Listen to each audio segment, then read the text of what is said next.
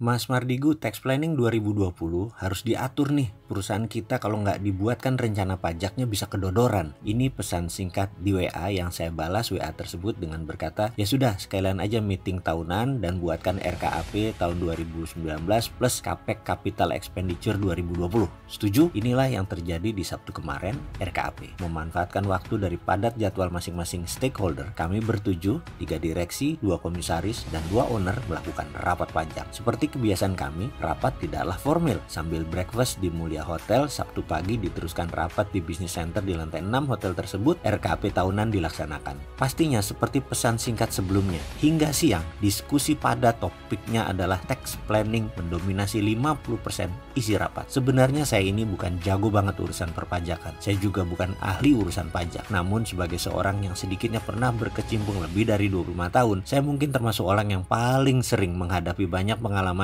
urusan pajak ini. Mulai dari salah hitung pajak tahunan dan pendapatan, ada juga kelebihan pajak yang tidak bisa diambil atau kekurangan pajak hingga dipenalti, juga dimainkan oleh petugas pajak hingga berusaha memanipulasi pajak tapi malah rugi, juga hampir bangkrut karena pajak juga pernah. Sehingga saya putuskan sejak saat itu rencana pajak atau tax planning disiapkan setahun sebelumnya. Namun tetap ada hal yang penting. Ternyata pajak itu bisa dimanfaatkan di dua sisi, di mana sisi lain malah menguntungkan pebisnis, yaitu jika kita memiliki tax planning yang baik atau rencana pajak yang baik. Pajak itu sering mengesalkan. Kita sudah susah-susah buat uang, lalu membayar kewajiban pajak sebagai warga negara yang baik. Ternyata pengelola negaranya yang tidak amanah. Kita nggak bayar pajak dikejar-kejar, bahkan dipidana. Jadi saya kalau memandang pejabat atau politikus korup, asli jijik saya karena memakan keringat pembayar pajak. Dalam diskusi bisnis, kami ternyata mendapatkan kontrak yang cukup besar di tahun 2019 dan di 2020 besok, hingga profitnya baik. Ketika keuntungan akan diambil, kita semua tahu sekali ini adalah subjek pajak alias kena pajak, dan bisa lebih 20% jika jumlahnya besar. Bayangkan, mengambil duit hasil keringat sendiri untuk negara ditebas 20% untuk pajak. Jadi karena hal ini, secara naluri banyak pengusaha berusaha menghindar pajak namun tetap sah.